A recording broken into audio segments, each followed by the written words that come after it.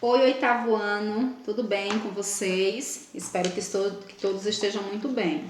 Como eu havia prometido que eu iria estar passando para trazer luz para vocês sobre o tema Revolução Francesa, que foi tema da atividade da semana passada e será também tema da atividade desta semana. Eu preciso que vocês prestem bastante atenção, que vocês peguem os livros de vocês, leiam em casa, porque Revolução Francesa é um assunto de extrema necessidade que vocês aprendam. Por quê? Vamos lá, vou explicar para vocês. O que foi a Revolução Francesa? Revolução Francesa foi um movimento revolucionário que aconteceu na França, obviamente, durante 10 anos, entre os anos de 1789 a 1799. A princípio, eu vou explicar para vocês o contexto, ou seja, como estava a França naquele momento e por que aconteceu a Revolução Francesa, porque as pessoas se revoltaram e organizaram aquelas revoluções, certo? Eu preciso que vocês prestem bastante atenção, porque Revolução Francesa foi o marco inicial da nossa história contemporânea e foi o pontapé inicial para que nós nos tornássemos cidadãos livres, isso mesmo. Foi um movimento também que influenciou outros movimentos por todo o mundo, inclusive aqui no Brasil nós temos o exemplo da Inconfidência Mineira, que foi um movimento que foi inspirado pelos ideais da Revolução Francesa. Então vamos lá. Como estava a França naquele momento? A França estava vivendo o antigo regime. O que é antigo regime? É aquele sistema onde temos a monarquia e era uma monarquia absoluta. O que é monarquia, professora? Monarquia é aquele sistema que possui o rei, a família real. Lembram? Já expliquei isso para vocês várias vezes. Pois é. Então, a França vivia o regime monárquico e absoluto, ou seja, o poder estava totalmente nas mãos do rei. Inclusive teve um rei francês que falou: o Estado sou eu. O que ele quis dizer com essa frase? Que ele tinha poder total e absoluto por todo o país, na época era a noção de Estado francês. A França vivia o regime monárquico e a França estava passando por graves crises políticas, econômicas e orçamentárias. Vamos falar sobre a crise política. A França havia se envolvido em várias guerras e estava muito endividada. Ela tinha tido a Guerra dos 7 Anos, tinha ajudado na Guerra da Independência dos Estados Unidos e várias outras guerras. Então a França estava endividada, o país estava totalmente endividado. A França, ela passava por uma crise de orçamento, ou seja, uma crise de arrecadação de impostos. Prestem atenção.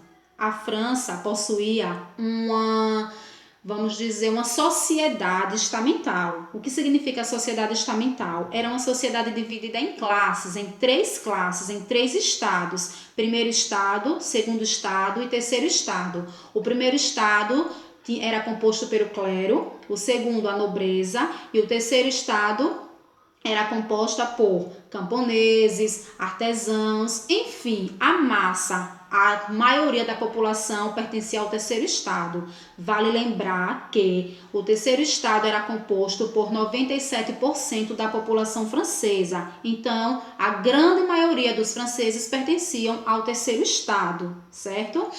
E a crise orçamentária se dava por conta que só quem pagava impostos na França era o terceiro estado. O primeiro e o segundo estado não pagavam impostos. E prestem atenção numa coisa: a França naquele momento possuía um clero e uma nobreza muito, muito luxuosa. Eles luxavam muito, bastante. Eles eram tidos até como pessoas parasitárias, porque não geravam lucros nenhum, apenas davam despesas, gastavam. Vocês podem aí pesquisar para assistir o filme que fala sobre a rainha da França naquele momento, Maria Antonieta. Vocês vão ver claramente os exemplos dos gastos da alta nobreza, certo? Mas vamos lá. a crise orçamentária, se deu por isso que eu expliquei, e os camponeses estavam passando também por uma crise de fome. Teve lá alguns aspectos geográficos, problemas geográficos, que fez com que a França passasse por uma necessidade de alimentos. Os campos de alimentos estavam, os campos agropecuários estavam devastados, as pessoas não tinham o que comer, não tinham como plantar, nem tinham o que comer. Tem até uma frase da rainha Maria Antonieta que ficou muito famosa e que veio demonstrar como a aristocracia não se importava com a população. Chegou uma pessoa para a rainha e disse assim: rainha, as pessoas estão com fome, não tem pão para comer. E a resposta da rainha foi: não tem pão, que comam brioche, ou seja, que comam bolo. Brioche era como os franceses chamavam bolo. Não tem pão, que comam bolo. E isso quer dizer o quê? Que eles não se importavam nada com a população. Agora vamos lá, prestem atenção. A França se encontrava endividada, com apenas o terceiro estado pagando impostos, terceiro estado esse que não tinha nem comida para comer, como era que ia ter como ter dinheiro para pagar os impostos e sustentar os altos luxos da nobreza e do clero. É lógico que esse terceiro estado só poderia o quê? Se revoltar. Outra coisa importante que vocês têm que prestar atenção é o seguinte: vamos lembrar do iluminismo. A França estava sob o calor do iluminismo. O que é iluminismo, professor? Aquele movimento que eu expliquei em uma das nossas primeiras aulas, que trouxe luz, que trouxe razão, um movimento que se alastrou por toda a Europa, lembram? Pois é, a França estava sob o calor dessas ideias iluministas. Então as pessoas já conseguiam raciocinar e se indagar de por que elas tinham que viver naquela servidão toda, naquela escravidão, ou porque as pessoas nasciam camponesas e elas teriam que morrer camponesas, porque elas não poderiam ascender na sociedade, porque um nobre nasce nobre, morre nobre, não precisa trabalhar e tem com que viver de uma vida luxuosa. Então as pessoas começaram a se indagar de porquê dessas coisas. Imaginem você, um país totalmente bagunçado, era a França em 1780, na década de 80, vamos dizer assim, 1780, e começou daí. O rei Luís XVI, ele começou a perceber a bagunça e ele quis arrumar aquela bagunça toda. De que forma? Ele começou a convocar algumas reuniões que não deram em nada. Inclusive, uma dessas reuniões, ela ficou conhecida como Assembleia dos Estados Notáveis. Quando eu digo notáveis, eu estou me referindo aos 3 estados. E aí, nessa assembleia, eles queriam fazer uma votação para discutir qual seria o futuro da França. Só que vale lembrar que nessa votação o voto não seria por pessoa, seria por estado. Ou seja, o primeiro e o segundo estado com certeza iriam se unir e o terceiro estado iria sobrar. Se só eram 3 estados, logicamente a população seria deixada de lado mais uma vez. Vendo que, Luís, o rei, vendo que a nobreza não estava mais, digamos que tão a favor do rei, ele percebeu que aquela reunião não iria dar em nada,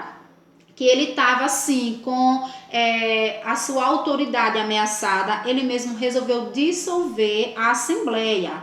Porém, o terceiro estado não aceitou, não. Eles bateram o pé e disseram: a gente só sai daqui quando a gente conseguir formar uma constituição para a França. Eles não queriam mais admitir o poder absoluto do rei. Então, um dos motivos primordiais da Revolução Francesa foi lutar contra o fim da monarquia absoluta. E eles se uniram, eles quem? O terceiro estado, o povão, a massa mesmo. Eles se uniram e disseram: a gente não sai daqui sem conseguir uma constituição para a França. Resultado disso, passaram mais ou menos um mês e aí ficou naquela discussão se teria outra reunião, se o voto seria por pessoa ou por estado. O terceiro estado, percebendo que não iria dar em nada aquilo, que foi que eles fizeram? Eles conseguiram saquear a França, eles conseguiram roubar muitos fuzis, muitos canhões, e eles conseguiram tomar a Bastilha, que ficou conhecido como